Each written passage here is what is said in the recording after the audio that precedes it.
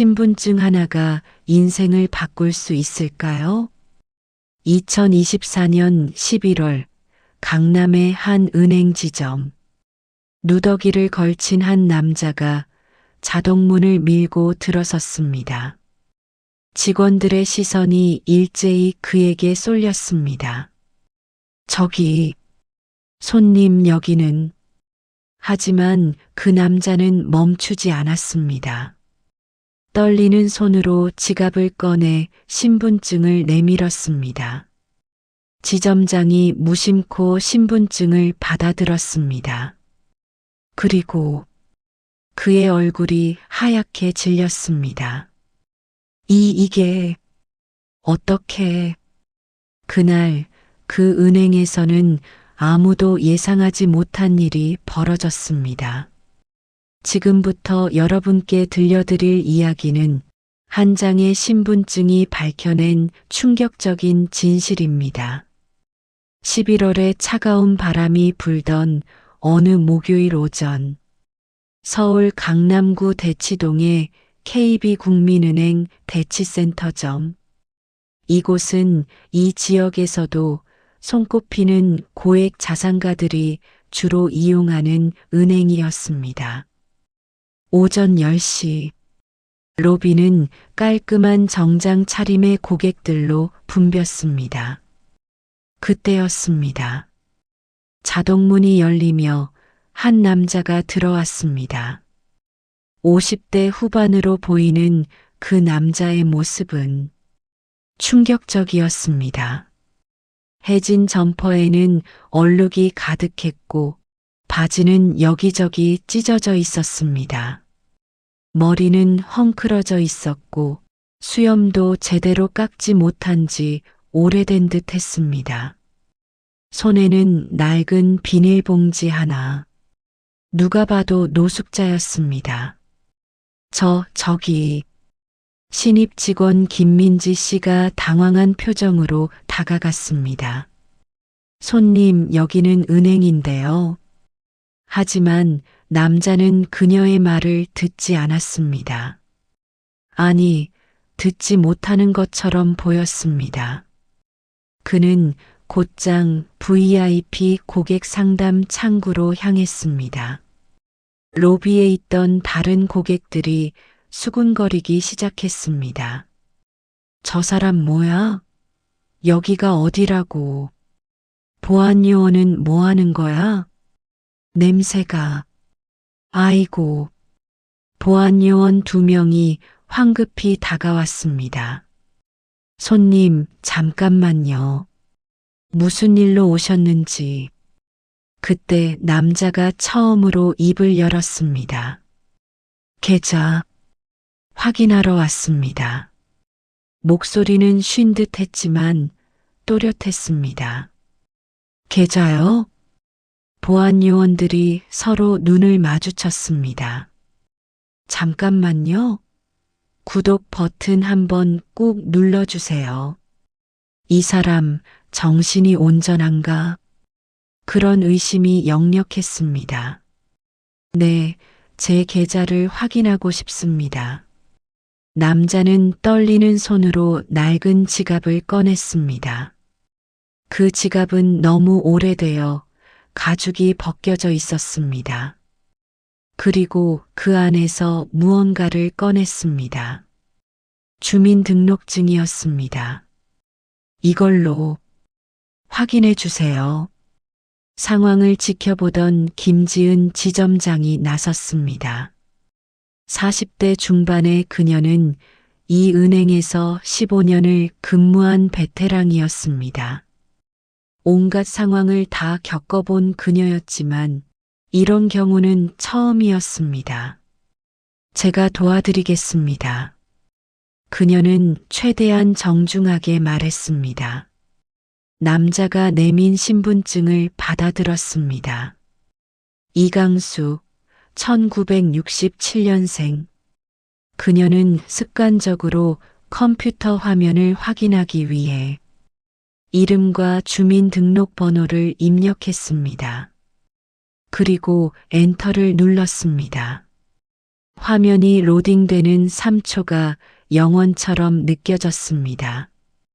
그리고 화면에 뜬 내용을 본 순간 김지은 지점장의 얼굴에서 모든 혈색이 사라졌습니다.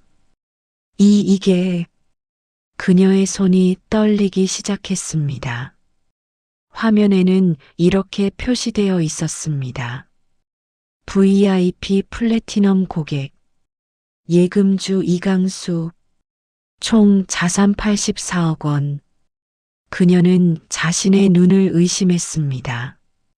다시 한번 화면을 확인했습니다. 틀림없었습니다. 눈앞에 이 노숙자 차림의 남자가 이 은행 전체를 통틀어서도 손에 꼽히는 초고액 자산가였습니다. 잠시만 기다려 주십시오. 김 지점장의 목소리가 떨렸습니다. 그녀는 급히 내선 전화를 들었습니다. 부지점장님, 지금 즉시 1번 VIP룸으로 와주십시오. 긴급 상황입니다. 로비는 여전히 웅성거렸습니다.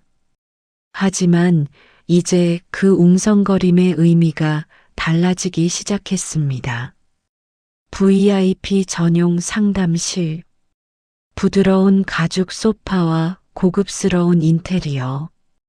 평소라면 이곳은 수십억 자산가들만 드나드는 공간이었습니다. 지금 그 소파에 이강수 씨가 앉아 있었습니다. 김지은 지점장과 박철민 부지점장이 그의 맞은편에 앉았습니다.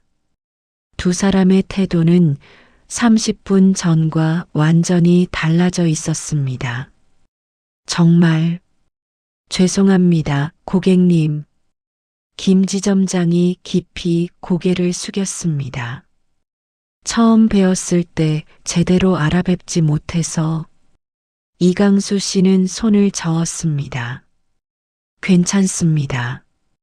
당연한 반응이었죠. 그의 목소리는 피곤해 보였지만 어딘가 품위가 남아 있었습니다. 고객님, 실례지만 어떻게 이렇게? 박 부지점장이 조심스럽게 물었습니다. 이강수 씨는 잠시 침묵했습니다. 창밖을 바라보며 긴 한숨을 내쉬었습니다. 제가 왜 이렇게 되었냐고요? 그리고 그는 이야기를 시작했습니다. 3년 전까지만 해도 저는 정상적인 사업가였습니다. 이강수 씨는 건설자재 유통업을 했습니다. 20대 후반에 작은 사무실 하나로 시작한 사업은 20년 만에 연매출 300억 규모로 성장했습니다. 직원만 50명이 넘었죠. 좋은 시절이었습니다. 아내와 두 딸, 강남의 40평대 아파트, 수입차 2대, 누가 봐도 성공한 사업가의 삶이었습니다. 하지만 2021년 말 제 인생이 무너지기 시작했습니다. 그해 12월, 그의 아내가 갑자기 쓰러졌습니다. 뇌출혈이었습니다. 응급수술을 받았지만 의식을 회복하지 못했습니다. 3개월간의 중환자실 생활, 그리고 결국 아내는 세상을 떠났습니다. 그때부터 모든 게 틀어지기 시작했어요. 두 딸은 엄마의 죽음을 받아들이지 못했습니다. 특히 둘째 딸 수진이는 심하게 방황했습니다. 고등학교도 중퇴하고 집을 나갔습니다. 이강수 씨는 딸을 찾아 헤맸습니다. 하지만 사업은 그의 부재 동안 무너져 갔습니다. 거래처와의 신용 문제가 생겼고 큰 계약이 연달아 취소되었습니다. 제가 정신을 차렸을 때는 이미 늦었습니다. 회사는 부도 직전까지 갔습니다. 직원들은 하나둘 떠났습니다. 그때 첫째 딸 민주가 제게 말했습니다. 아빠, 이제 그만하세요. 동생을 찾는 것도 회사를 살리는 것도 우리라도 살아남아야죠. 하지만 이강수 씨는 멈출 수 없었습니다. 둘째를 포기할 수 없었어요. 제 딸인데 그는 회사를 정리하고 모든 자산을 현금화했습니다. 아파트도 팔았습니다. 첫째 민주에게는 최소한의 생활비만 주고 나머지는 모두 둘째를 찾는 데 썼습니다. 사설 탐정을 고용했습니다. 전국을 돌아다니며 딸의 흔적을 쫓았습니다. 그러던 중 첫째가 저를 떠났습니다. 2년 전 어느 날 민주는 아버지에게 마지막 문자를 보냈습니다. 아빠, 미안해요. 저는 더 이상 못 기다리겠어요. 제 인생도 살아야 해요. 행복하세요. 그리고 연락이 끊겼습니다. 그날 제가 모든 것을 잃었다는 걸 깨달았습니다. 이강수 씨의 눈가가 붉어졌습니다. 아내도 두 딸도 사업도 집도 모든 것이 사라졌습니다. 그는 남은 돈으로 고시원에서 지냈습니다. 하지만 딸을 찾는 일은 계속했습니다. 돈이 바닥나자 거리로 나왔습니다. 지난 1년간 그는 노숙자로 살았습니다. 하지만 단 하나, 은행 계좌만은 유지했습니다. 이 계좌에는 제가 마지막으로 남긴 돈이 있습니다. 얼마냐고요? 84억 원. 이 돈은 제 딸들을 위한 거예요. 언젠가 딸들이 돌아올 것이라는 희망. 그 하나만으로 그는 버텼습니다. 오늘 여기 온 이유는 그의 손이 떨렸습니다. 딸들에게 줄 돈이 아직 있는지 확인하러 왔습니다.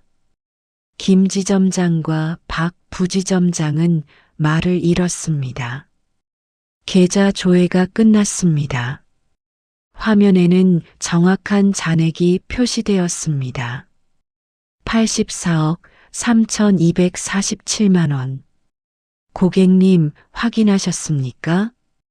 김 지점장이 조심스럽게 물었습니다.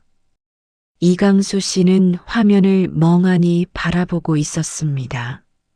네, 다행이네요. 그의 목소리에는 안도감이 묻어났습니다. 그런데 고객님, 박 부지점장이 입을 열었습니다. 실례지만 왜 이 돈을 사용하지 않으시는 겁니까? 지금 이렇게 힘든 상황에서 이강수 씨는 고개를 저었습니다. 이 돈은 제 돈이 아닙니다. 제 딸들의 돈이에요. 제가 함부로 쓸 수 없습니다. 하지만 지금 고객님의 건강 상태가 김 지점장이 걱정스럽게 말했습니다. 실제로 이강수 씨의 상태는 좋지 않아 보였습니다. 손은 계속 떨렸고 얼굴은 창백했습니다. 병원에라도 가셔야 하지 않겠습니까? 괜찮습니다. 이강수 씨는 자리에서 일어났습니다. 확인도 했으니 이제 가보겠습니다. 잠깐만요, 고객님. 김 지점장이 급히 말했습니다. 최소한 점심이라도 대접하게 해주십시오.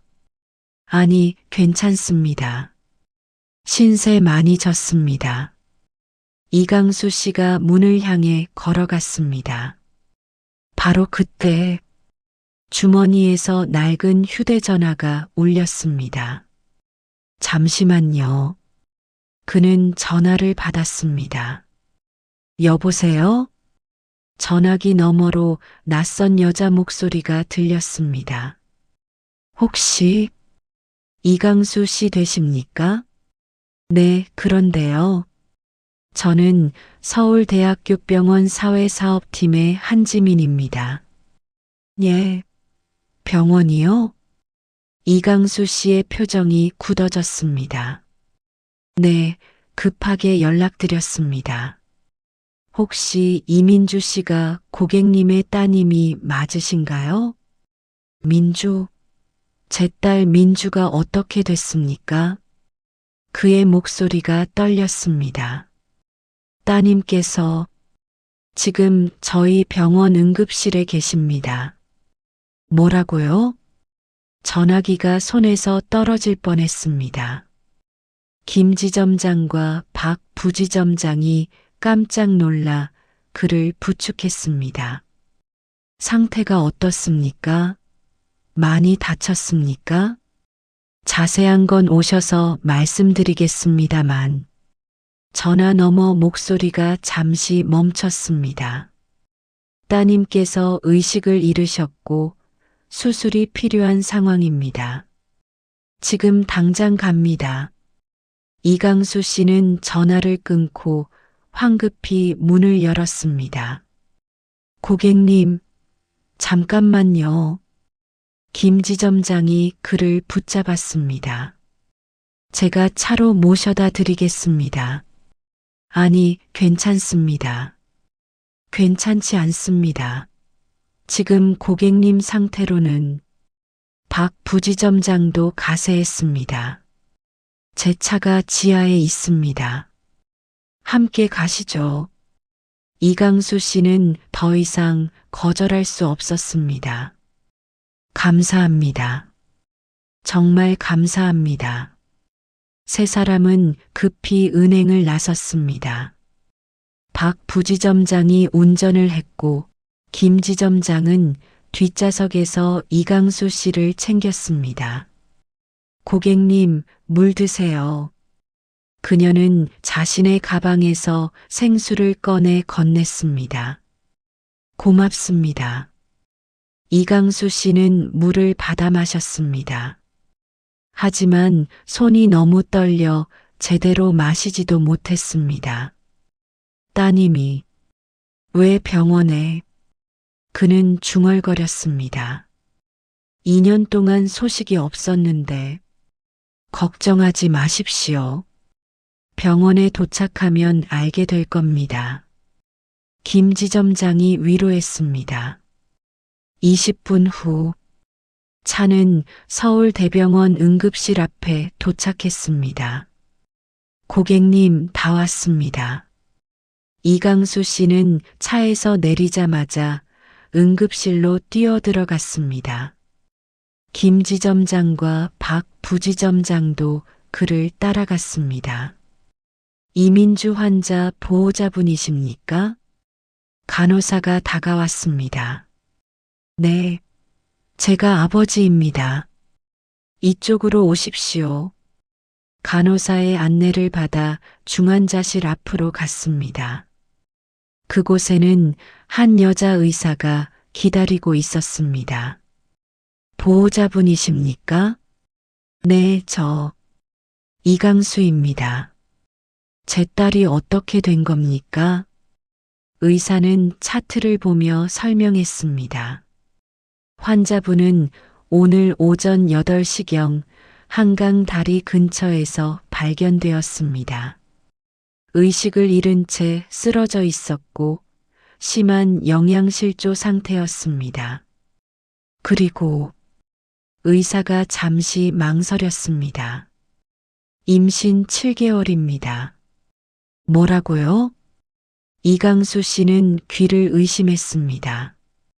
민주가 임신 7개월이라고요? 이강수 씨는 다리에 힘이 풀려 벽에 기댔습니다. 김 지점장이 황급히 그를 부축했습니다. 아버님, 괜찮으세요? 의사가 계속 설명했습니다. 환자분의 상태는 위중합니다. 영양실조가 심각하고 빈혈 수치도 매우 낮습니다. 그리고 태아의 상태도. 아기는 괜찮습니까? 이강수 씨가 다급히 물었습니다. 지금 모니터링 중입니다만 상태가 좋지 않습니다. 제발 살려주십시오. 그는 의사 앞에 무릎을 꿇으려 했습니다. 박 부지점장이 황급히 그를 말렸습니다. 고객님, 정신 차리십시오. 돈은 얼마든지 있습니다. 제발 제 딸을 살려주십시오. 의사는 침착하게 말했습니다. 최선을 다하겠습니다. 하지만 환자분의 의지도 중요합니다. 지금 들어가 보시겠습니까? 네, 지금 당장 보고 싶습니다. 중환자실 문이 열렸습니다. 하얀 침대, 그 위에 누워있는 여자. 이강수 씨는 그 모습을 보고 발이 떨어지지 않았습니다. 민주야, 2년 전 집을 나갈 때만 해도 딸은 통통하고 건강했습니다. 하지만 지금 그의 눈앞에 있는 딸은 너무나 야위어 있었습니다. 뺨은 움푹 들어가 있었고 팔은 가지처럼 가늘었습니다. 민주야, 아빠야. 그는 침대 옆에 다가가 딸의 손을 잡았습니다. 딸의 손은 얼음처럼 차가웠습니다. 미안하다. 아빠가 미안하다. 눈물이 뚝뚝 떨어졌습니다. 깨어나. 제발 깨어나라. 하지만 민주는 눈을 뜨지 않았습니다. 모니터만이 규칙적으로 삐삐 소리를 냈습니다. 이강수 씨는 딸의 손을 꽉 쥔 채 울었습니다. 3년간 참았던 눈물이 터져나왔습니다. 김지점장과 박 부지점장은 복도에서 그 모습을 지켜봤습니다. 두 사람도 눈시울이 붉어졌습니다. 참, 가슴 아픈 일이네요. 박 부지점장이 중얼거렸습니다. 그러게요. 84억이 있어도 행복하지 않을 수 있다는 게. 김지점장이 한숨을 쉬었습니다. 1시간이 흘렀습니다. 이강수 씨는 계속 딸의 손을 잡고 있었습니다. 민주야, 아빠가 잘못했다. 수진이만 찾겠다고. 너를 혼자 두고. 제발 깨어나라. 아빠가 이제 제대로 할게. 너희 둘 다 지켜줄게. 그러니 깨어나.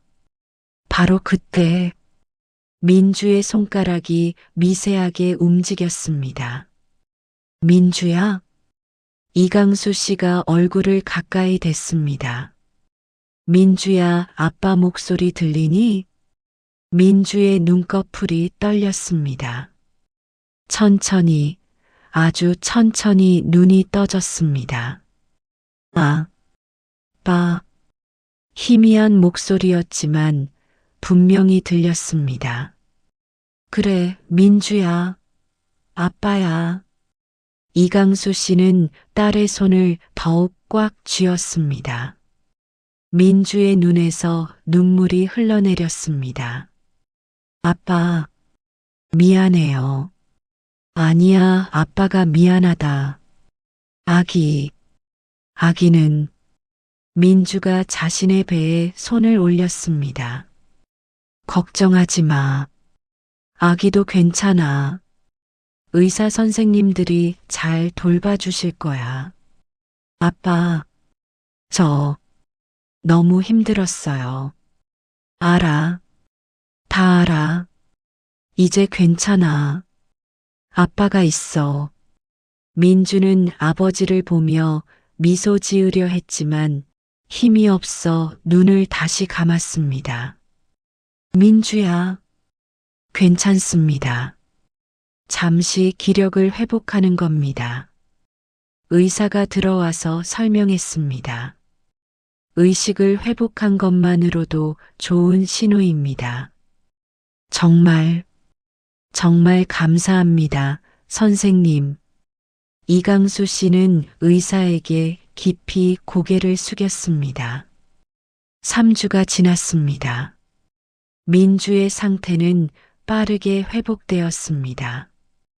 의사들도 놀랄 만큼 빠른 회복이었습니다. 희망이 사람을 살린다더니 정말 그런가 봅니다. 담당 의사가 말했습니다. 그동안 이강수 씨는 단 하루도 병원을 떠나지 않았습니다. 밤낮으로 딸 곁을 지켰습니다.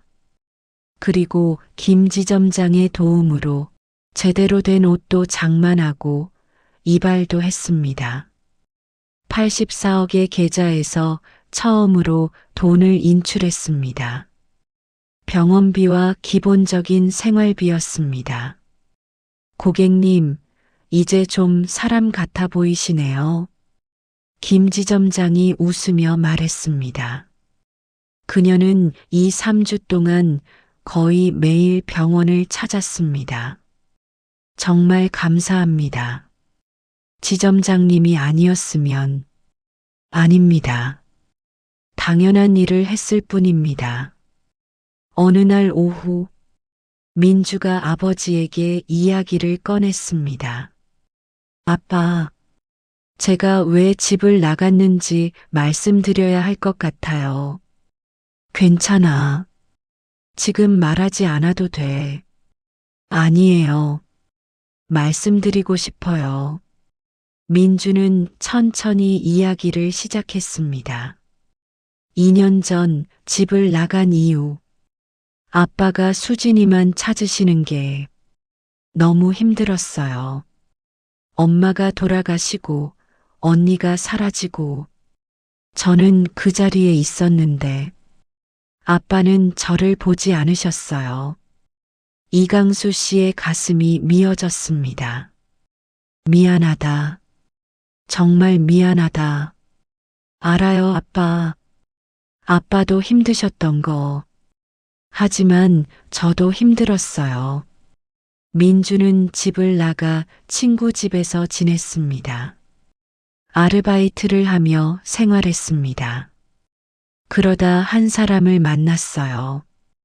그는 민주보다 3살 많은 남자였습니다.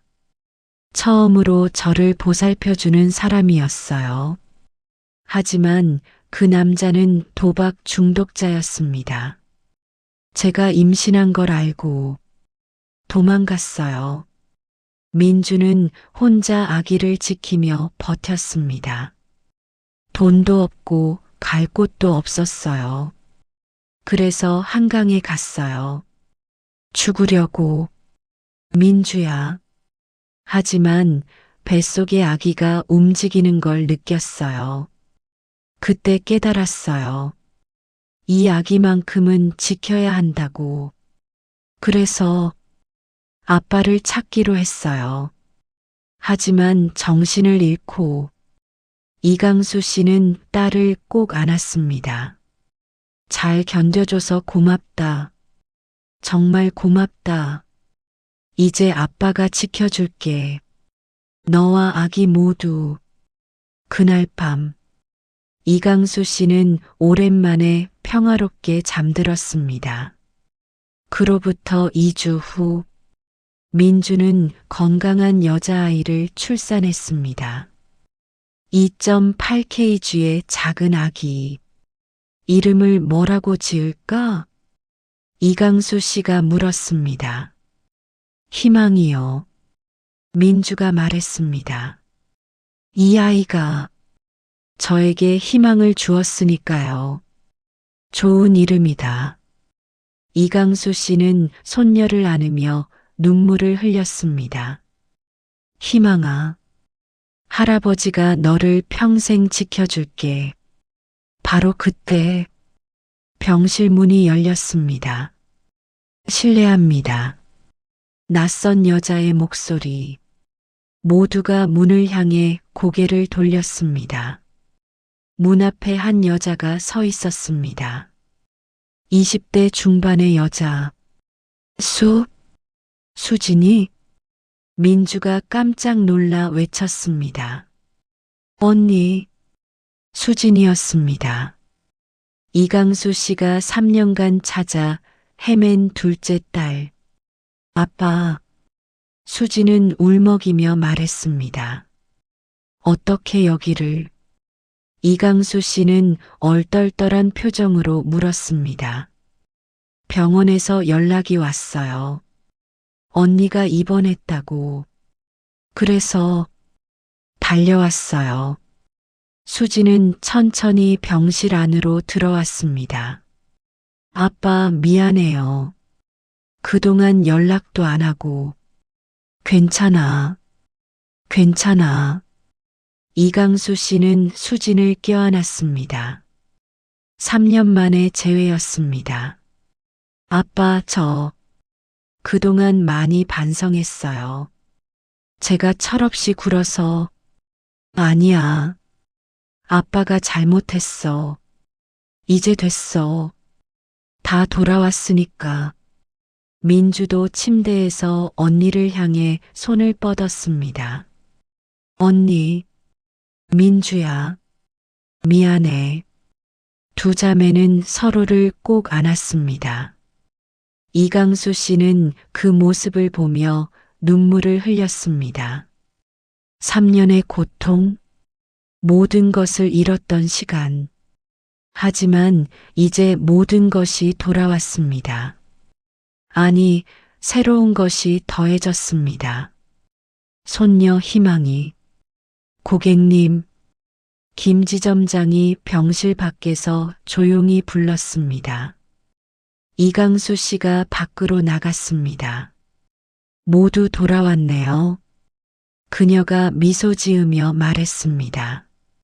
네, 감사합니다. 정말 감사합니다. 저는 아무것도 한 게 없습니다. 아닙니다. 지점장님이 그날 저를 무시했다면, 그날 제 신분증을 확인해 주시지 않았다면, 제가 여기까지 올 수 없었을 겁니다. 김 지점장은 고개를 저었습니다. 사람을 대할 때는 겉모습이 아니라 그 속을 봐야 한다는 걸 배웠습니다. 고객님께 오히려 제가 배웠습니다. 두 사람은 서로를 향해 고개를 숙였습니다. 6개월 후, 이강수 씨는 작은 카페를 열었습니다. 강남이 아닌 강북의 조용한 주택가, 희망 카페라는 이름의 작은 가게.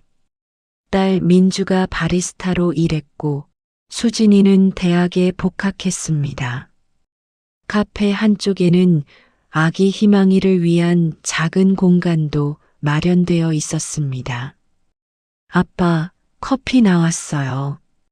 민주가 아버지에게 카페라떼를 건넸습니다. 고맙다. 이강수 씨는 커피를 마시며 창밖을 바라봤습니다. 거리에는 사람들이 오가고 햇살은 따뜻했습니다. 84억. 그 돈은 여전히 은행에 있었습니다. 하지만 이제 그 돈은 중요하지 않았습니다. 진짜 중요한 것은 지금 이 순간, 가족과 함께하는 이 시간이었습니다. 카페 문이 열리며 손님이 들어왔습니다.